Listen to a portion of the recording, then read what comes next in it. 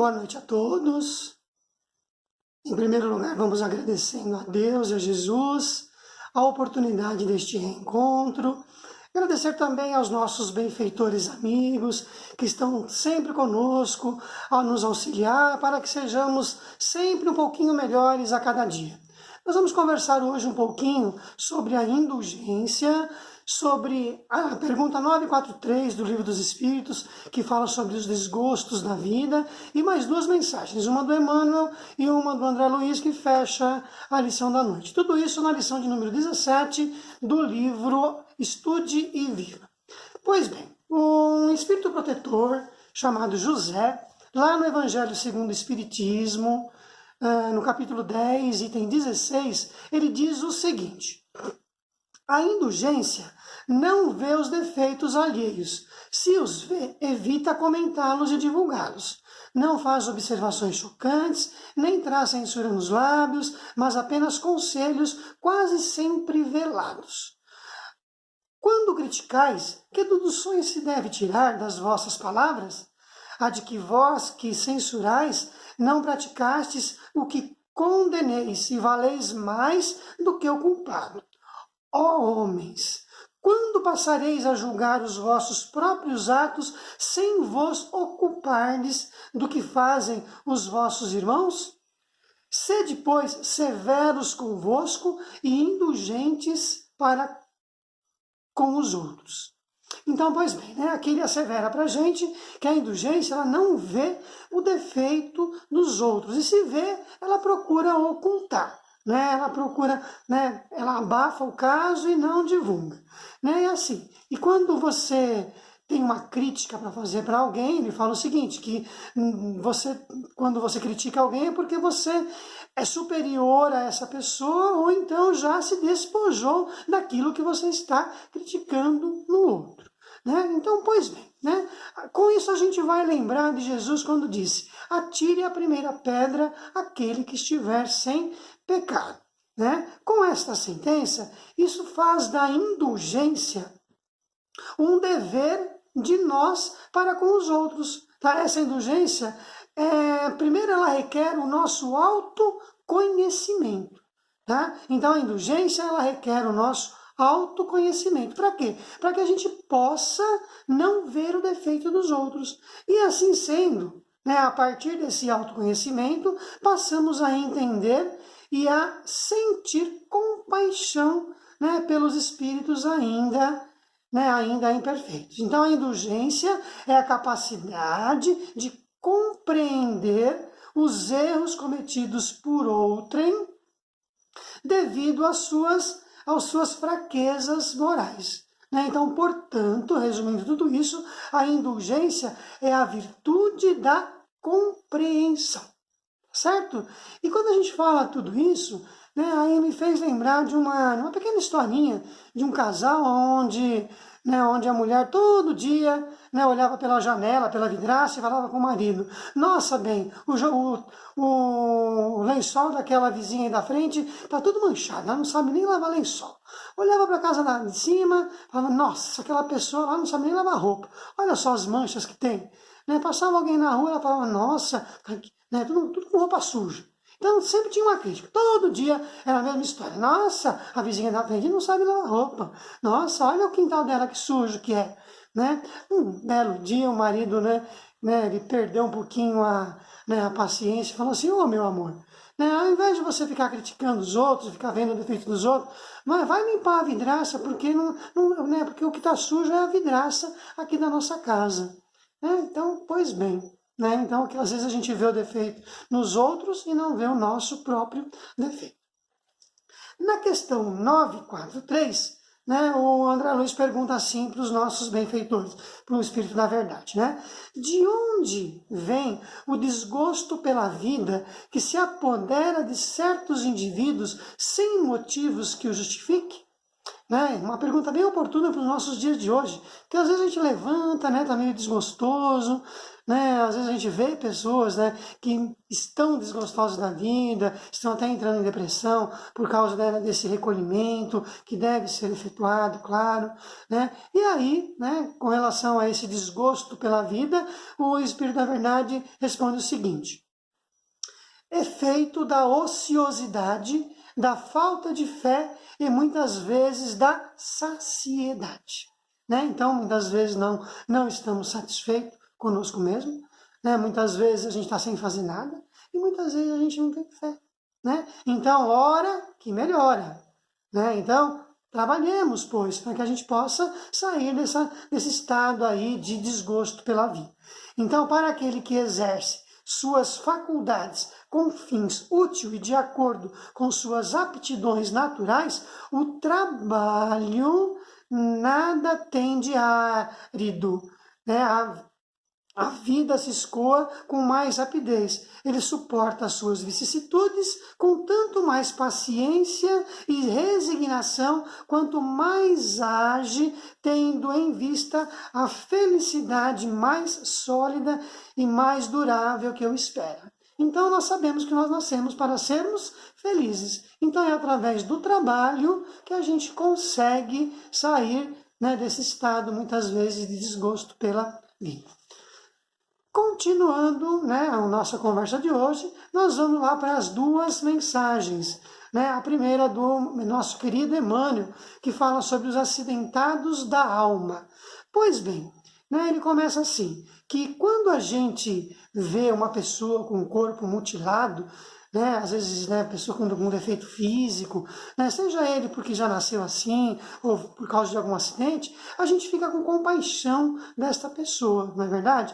E às vezes a gente esquece, muitas vezes, de olhar algumas pessoas que têm assim, né, a alma um pouco conturbada, pessoas em depressão, né, pessoas que têm epilepsia, pessoas que têm vítima de drogadição, né, que tem algum vício e não conseguem se libertar deles. Então, esses são os acidentados da alma que nós também temos que ter compaixão.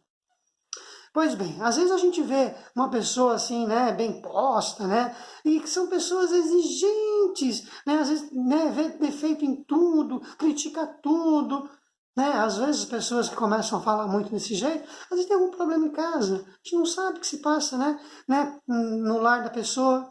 Né? Às vezes a gente fala com alguém, às vezes a pessoa, né, já vem com 3 palavras já, né, que vai assim, já quer, aquelas que nos tiram, né, da estribeira. Né? Tenhamos calma, tenhamos compaixão, tenhamos a indulgência. Né? Às vezes a gente não sabe, né, o que está por trás daquelas palavras. Às vezes a pessoa está com problema em casa, problema no trabalho, né? Às vezes tem N fatores. Né? Então, tenhamos compaixão também. Às vezes a gente critica, às vezes, algum amigo que sumiu. Né? O amigo sumiu, às vezes está precisando de uma palavra, né? E aquele amigo, ele pegou e sumiu do mapa. Né? Será que foi ele que sumiu ou você que não entrou em contato com ele? Né? Muitas vezes a gente culpa o outro, né? E a gente não dá o primeiro passo para ligar para ele, para ver como que está. Às vezes ele também está passando por alguma dificuldade, está em algum processo obsessivo. Todos nós, quando a gente reencarna, a gente passa por certas privações e algumas tentações, tá certo? E às vezes, né, a gente, né, seja nessa vida ou seja na outra vida, a gente comete algum delito. E a gente fica amargurando, né, a gente amarga algum remorso, né? Então todos nós passamos por isso, né? E às vezes a gente é criticado por alguma coisa que nós fizemos, ou às vezes nós criticamos alguém que a gente sabe que cometeu alguma coisa, vítima por alguma tentação, seja ela qual for. Né? Pode ser uma bebida, pode ser qualquer outra coisa, né? Um vício qualquer. Né? Então, né, a gente tem que tomar muito cuidado com isso. Olha nosso chamado para indulgência. Não ver, não tentar não ficar divulgando o defeito dos outros, né? Procura não ver o defeito dos outros, porque a pessoa já está se corroendo, já está com remorso, né? Age, porém, diante dos acidentados da alma, com prudência e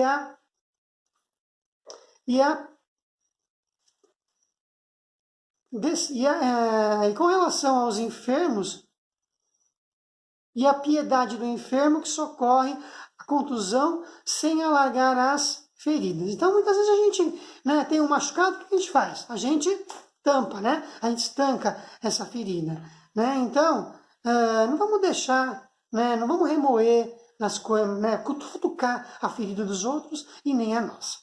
Pois bem, restaurar sem destruir, fazer o que está ao nosso alcance. Muitas pessoas se aproximam de nós, né, com algum problema e só querem conversar.